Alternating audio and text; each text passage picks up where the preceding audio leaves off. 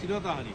কালকে তিনি লাইভ করে বলছেন যেটা আমাকে জোর করে করানো হয়েছে। কারা করিয়েছে? যারা বলেছে ভরসাহীন, ভয় আউট, তারাই করিয়েছে। প্রমাণ দিন তারা করিয়েছেন, চিহ্নিত করুন কারা করিয়েছেন। বিজেপি কোনো প্রতিহিংসার রাজনীতি করে না। ভেন্ডেটা পলিটিক্স বিজেপি করলে 2021 সালেই এ রাজ্য থেকে তৃণমূল কংগ্রেস চলে যেত। যদি আমাদের জায়গায় কংগ্রেসও ক্ষমতায় থাকতো বিরোধী দলে, তাহলে যে অত্যাচার তৃণমূল কংগ্রেস করেছে অনেকদিন আগেই সরকারটাকে ভেঙে দিত। অভিষেকের আত্মসহায়কের সুমিত্রায় তদন্ত চলছে যে সরকারি জমি দখল করে বিক্রি করে দিয়েছে, অথচ আজকে বুথ সভাপতির বিরুদ্ধে দেগঙ্গায় অভিযোগ উঠেছে যে তারা জোর করে এক অধ্যাপিকার বাড়ির জমি দখল করে পার্টি অফিস বানিয়েছে। নির্দিষ্ট অভিযোগ থাকলে দিন, পুলিশ ব্যবস্থা নেবে, পার্টি ব্যবস্থা নেবে। কোনো জবরদখলের রাজনীতির পক্ষে বিজেপি নয়। রাজ্যের মুখ্যমন্ত্রী শুভেন্দু অধিকারী মুখ্যমন্ত্রী হবার পর থেকে কঠোর হস্তে তিনি বিভিন্ন জায়গায় এ ধরনের অত্যাচারের বিরুদ্ধে সরব হয়েছেন। তিনি গ্রেপ্তার করিয়েছেন, শতাধিক মানুষকে পুলিশ গ্রেপ্তার করেছে, পুলিশ ব্যবস্থা নিচ্ছে। কোনো রং দেখা হবে না, কোনো ধরনের এক্সটর্শন, কোনো ধরনের জবরদখল এই সরকারের আমলে চলবে না। হালি শহরে পুলিশি হেফাজতে এক তৃণমূল কর্মীর মৃত্যু হয়েছে। মমতা বন্দ্যোপাধ্যায় গিয়েছিলেন, কল্যাণ বন্দ্যোপাধ্যায় বলেছেন যে পুলিশ কমিশনার কোথায়, তার পদত্যাগ চাই আমরা।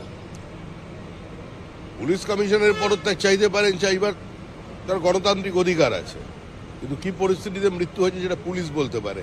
এ নিয়ে আমার মন্তব্য করা নিষ্প্রয়োজন। বিজেপির নামে তোলাবাজি করলে কি বার্তা দেবেন রাজ্য বিজেপির সভাপতি হিসেবে? বিজেপির নামে তোলাবাজি কিছু করার মানুষ চেষ্টা করছে, কিন্তু বিজেপির কোনো কর্মী, কোনো নেতা এর সঙ্গে যুক্ত নেই। 4 ঘন্টা তৃণমূলীরা বিজেপি সেজে কিছু জায়গায় কাজ করেছে, আমার নামও ব্যবহার করা হয়েছে। আজকেই একজন রাজারহাট থেকে আমি খবর পেয়েছি, পুলিশকে ব্যবস্থা নিতে বলেছি। একজনকে আমি সাইবার থানাকে কমপ্লেন করে অ্যারেস্ট করিয়েছি। আমার প্রোফাইল তৈরি করে বিভিন্ন জায়গায় সে টাকা চাইছিল। অবশেষে একজন আসেন আমার কাছে যে আপনাকেই সরাসরি দেব, অন্যকে দেবো কেন। তাকে সঙ্গে ডায়েরি করানো হয়েছে। দেখা যাচ্ছিল জলপাইগুড়ি, শিলিগুড়ি থেকে টেলিফোন কলগুলো হয়েছে। অবশেষে হাওড়ার শালকিয়া থেকে সে ধরা পড়েছে।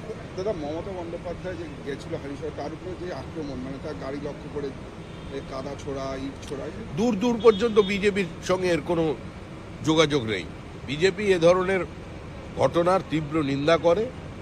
এ ধরনের ঘৃণ্য ঘটনার সঙ্গে বিজেপি যুক্ত থাকতে পারে না।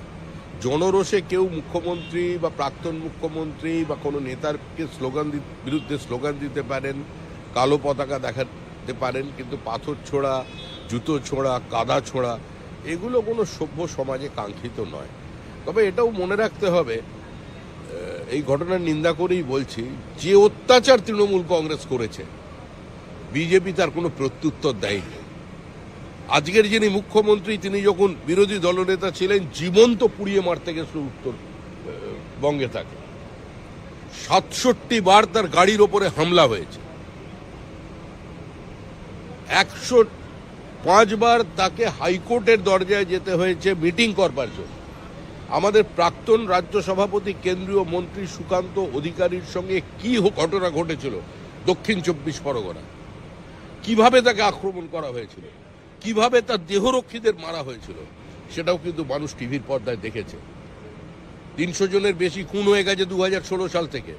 200 জনের বেশি মহিলা কর্মী ধর্ষিতা, হাজার হাজার বিজেপি কর্মীর বাড়ি ভাঙা, থুতু ফেলে চাটানো, মহিলার মাথা কামিয়ে দেওয়া, বিজেপির প্রার্থী হওয়ার অপরাধে 6 লক্ষ টাকা নিয়ে তাকে ডায়মন্ড হারবারে ঢুকতে দেওয়া।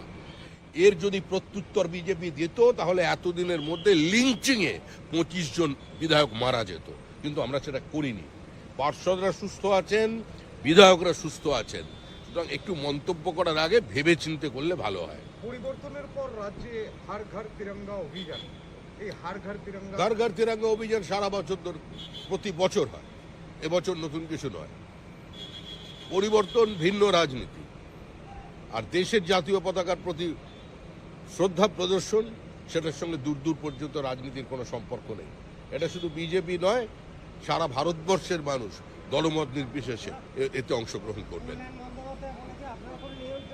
কর্মীদের উপর। কার কল্যাণ বন্দ্যোপাধ্যায় কার কল্যাণ বন্দ্যোপাধ্যায় আপনার কোনো নিয়ন্ত্রণ নেই কর্মীদের উপর। আরে তাও তো আমার একটা দল আছে, সেই দলে নিয়ন্ত্রণ আছে কি নেই সে নিয়ে আলোচনা হচ্ছে, কিন্তু উনি যে দলটার নাম বলছেন সেটা তো বলছেন নির্মূল, বলছেন উনি কোনো দলেই নেই, ওনাদের তো নির্দলীয় বানিয়ে দিয়েছে, সম্পূর্ণ নির্দলীয় ওরা। আমার তো তবে একটা দল আছে, আমার কতটা নিয়ন্ত্রণ আছে কি নিয়ন্ত্রণ নেই সেটা নিয়ে বিতর্ক হতে পারে। আর আমাদের দলে কোনো ব্যক্তি নিয়ন্ত্রণে চলে না, কোনো পরিবারের নিয়ন্ত্রণে চলে না, কল্যাণবাবু এটা জানেন, উনি বলার জন্য বলেছেন, উনি ভালো মানুষ, মাথাটা একটু গরম।